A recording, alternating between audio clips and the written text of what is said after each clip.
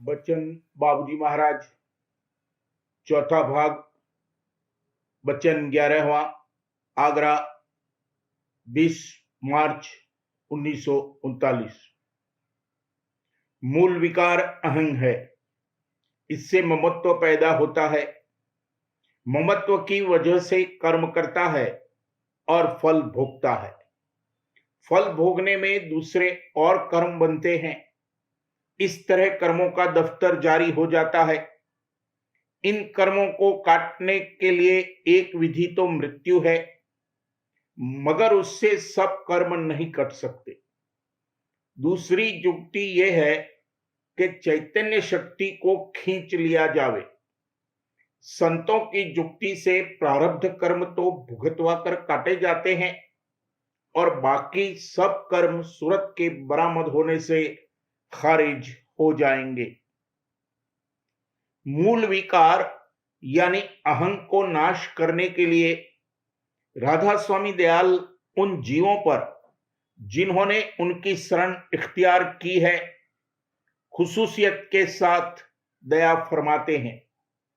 वैसे कुल रचना पर उनकी मेहर और दया है और उन्होंने बंदोबस्त किया है कि ये मूल विकार दूर हो और सब जीव निर्मल चैतन्य देश में लौट कर जावें और निर्मल सुख, रस और आनंद प्राप्त करें। मगर उद्धार करने वाली जो दया की धार आ रही है, उसकी शरण जिन जीवों ने इख्तियार की, उन पर बराबर ऐसी सूरतें आया करती हैं और आया करेगी जिससे जल्द से जल्द अहंता दूर हो। ये खुसूसियत की दया है।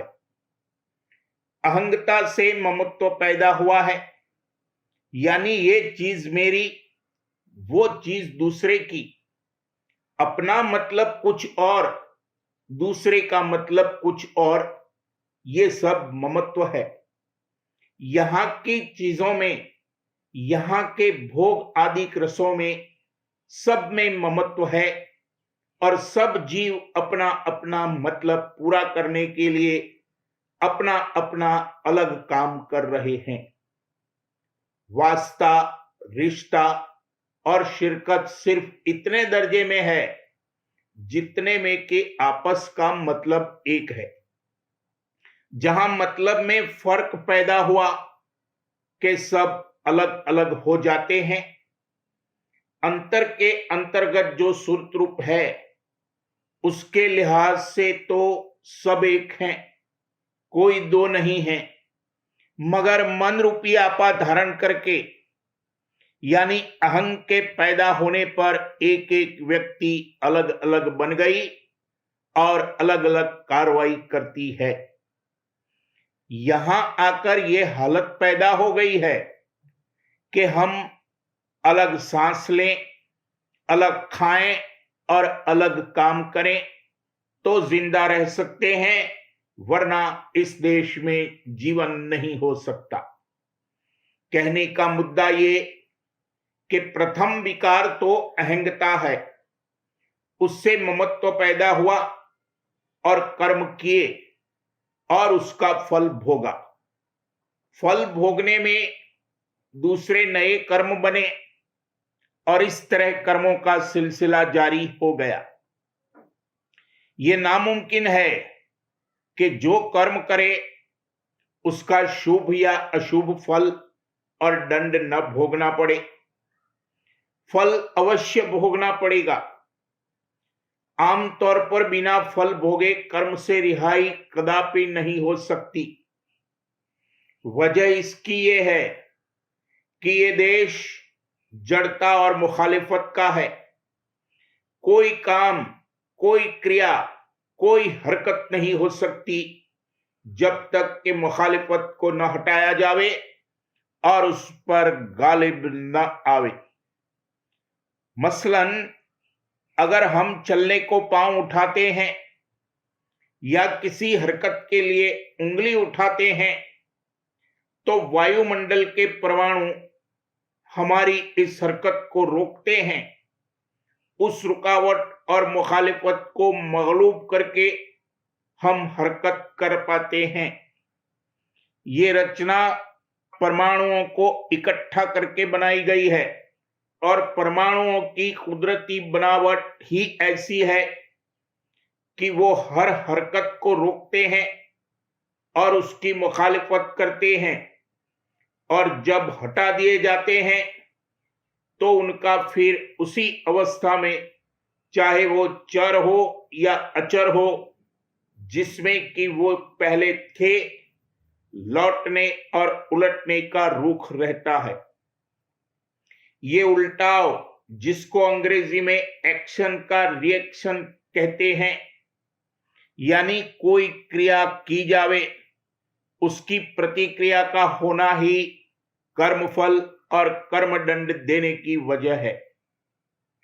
जो ताकत के किसी चीज को सुकूत की हालत यानी स्थिर अवस्था में या हरकत की सूरत में रखे हुए हैं, उस ताकत को चूंकि दबाकर, हटाकर और मगलूब करके कोई क्रिया या हरकत की जाती है, इसलिए जब उल्टा होगा वो कर्म फल देगी।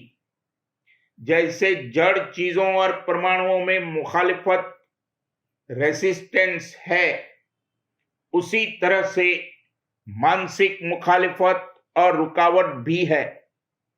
बिना रजामंदी के किसी के मन के खिलाफ उस पर दबाव डालकर जो काम किया जाएगा, उसका कर्म फल आवेगा और उसको भोगना पड़ेगा। निर्मल चैतन्य देश के नीचे कुल रचना में ऊपर बयान किया हुआ उल्टाव है। इसलिए यहां कर्म का फल और दंड भोगने से कोई बच नहीं सकता और छूट नहीं सकता, जरूर भोगना पड़ेगा। ये न्याय का देश है और मालिक दयाल पुरुष का जो दयाल देश और निर्मल चैतन्य देश है, वो दया का देश है। वहां मुखालिफत और जड़ता नहीं है, इसलिए न वहां दंड और सजा है और न किसी से बदला लेना है। मालिक दयाल इन चीजों से रहित है, उसके यहां केवल दया ही दया है। इस देश में न्याय बहुत ही कम है, अन्याय और अंधेर बहुत ज्यादा है। इस देश को जो न्याय का देश कहा गया, उसका मतलब यह है कि जो जैसा करता है वैसा फल पाता है। मालिक दयाल आप किसी को दंड और सजा नहीं देता है। कुदरत के कायदे से इस रचना में अपनी करनी का फल भुगतना पड़ता है और ये जरूरी है, क्योंकि बिना कर्म दंड भुगते हुए अहंग और ममत्व जो पैदा हो गया है, नहीं जा सकता। ऊपर ब्रह्मदेश में भी कर्म है, मगर वहां मृत्यु की जरूरत नहीं है। इस मृत्यु देश में कर्मों का इस कदर वेग है कि यहां मृत्यु रखी गई है, उसकी जरूरत है। मृत्यु से मुक्ति तो नहीं हो जाती, मगर उससे बहुत से कर्म कट जाते हैं जो और किसी विधि से कटना नामुमकिन है। इसलिए गो मृत्यु में बड़ी तकलीफ होती है, मगर वो यहां रवा रखी गई है। मध्य देश यानी ब्रह्मांड और पिंड के नाते से जितनी कलाएं और अवतार वगैरह आए और उन्होंने जो जो मजहब यहां जारी किए, उन सब में नीचे के घाट के कर्म से निष्कर्म होने का जतन और कार्रवाई की गई और अपने अपने सिद्धांत पद में पहुंचकर उन्होंने अपने को निष्कर्म ख्याल किया। ये बात गलत तो न थी, क्योंकि उनको वहां ऐसा ही मालूम पड़ा, मगर कर्मों का बीज जो गुप्त रखा हुआ था वो उनको दिखाई नहीं दिया। इसलिए दर हकीकत वो निष्कर्म नहीं हुए। निष्कर्म जब होते जबकि निर्मल चैतन्य देश में पहुंचते, जहां के मुखालिफत और जड़ता कतई नहीं है। वहां शक्ति के प्रवाह में यानी धार के रवां होने में रुकावट डालने वाली कोई चीज नहीं है और न वहां क्रिया करने की जरूरत है। बिना कर्म, क्रिया और हरकत किए हुए वहां सर्व रस, सर्व सुख और सर्व आनंद पूर्ण अंग में स्वयं प्राप्त है। इस घाट पर इस बात का अनुमान भी नहीं हो सकता कि बिना काम और मेहनत किए हुए कैसे कोई रस और मजा मिल सकता है। अगर बिना काम और मेहनत किए हुए कोई चीज मिले तो उसमें यहां मजा ही नहीं आता। यहां तो जिस कदर ज्यादा मेहनत और काम करने के बाद चीज हासिल हो, उसको भोग करने में उसी कदर ज्यादा मजा आता है। मगर जिस नतीजे को हासिल करने के लिए मेहनत की जाती है, वो अगर पूरे दर्जे में आपसे आप मुहैया हो जावे तो फिर मेहनत करने की क्या जरूरत है। यहां जो रस मिलता है वो मलिन, अपवित्र, गलीज, विकार युक्त, कमतर दर्जे का और तुच्छ है।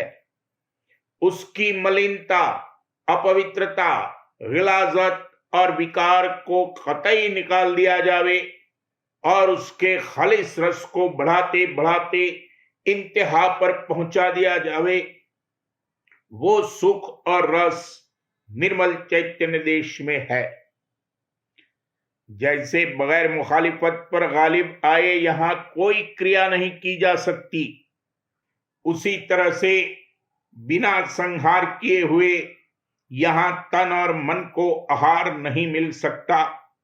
और जब तक तन और मन को आहार न मिले यहां जीवन नहीं हो सकता। मगर इसका यह मतलब नहीं है कि जब बिना संहार के आहार नहीं मिल सकता और आहार लेना जरूरी है तो फिर बेतामुल और बेदरेग संहार किया जाए। संहार तो करना पड़ेगा, मगर अपने लिए वो भोजन और खाना पसंद करना और चुनना चाहिए जिसमें कम से कम संहार और मुखालिफत हो और पाप कर्म न बने और किसी को दुख न पहुंचे। मांसाहार में न सिर्फ ये कि पाप कर्म बनता है और न दुख पहुंचता है, बल्कि उसमें कई एक ऐसी बातें पैदा होती हैं जो परमार्थ में हरेज और माना है। इसलिए मांसाहार कतई ममनू और वर्जित है। मांसाहारी से परमार्थी कार्रवाई कदापि नहीं बन सकती। परमार्थी को सात्विक भोजन करना चाहिए।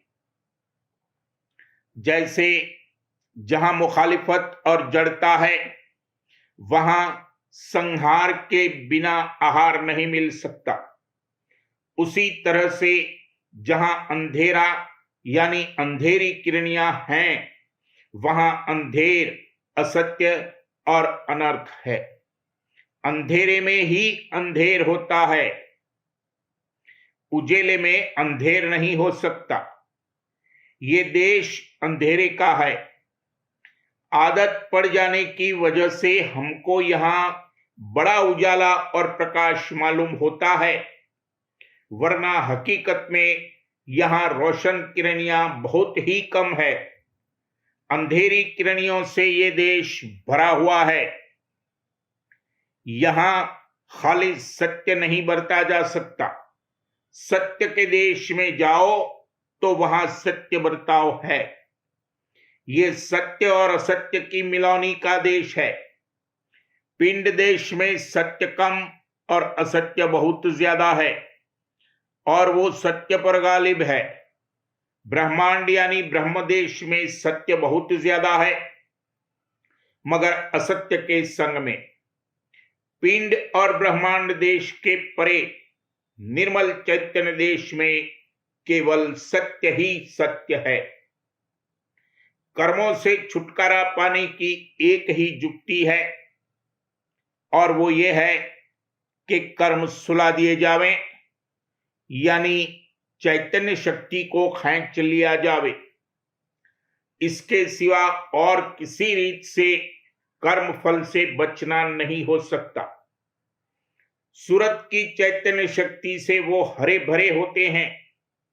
जब सूरत निकल जावे तो कर्मों का अंबार सूख जाएगा, सो जाएगा, खारिज हो जाएगा, मुंतशिर हो जाएगा, बिखर जाएगा और थोथा हो जाएगा। संतों के यहां जो जतन और जुक्तियां रखी गई हैं, उन सब का यही मतलब है कि सूरत बरामद हो। जो कर्म के प्रारब्ध रूप में आ गए हैं और बिना भुगते हुए नहीं कट सकते, उनको भुगता कर काटा जाएगा, मगर उसमें भी सूरत बदल दी जाएगी, यानी उनके भुगताने में भी परमार्थी फायदा हासिल कराया जाएगा, और बाकी जो पोट की पोट कर्मों की रखी हुई है, वो सूरत को निकाल लेने से सब खारिज हो जाएगी। राधा स्वामी नाम और रूप के सुमिरन, ध्यान और श्रवण से सब विकार और मलिनता दूर हो जाएगी और कर्म सो जाएंगे। अहंता और ममत्व जाते रहेंगे और इनसे जो भूल व भ्रम पैदा हुए हैं वह भी जाते रहेंगे। मगर इस अभ्यास को करे तो ये फायदा हासिल हो और इसका असर मालूम पड़े।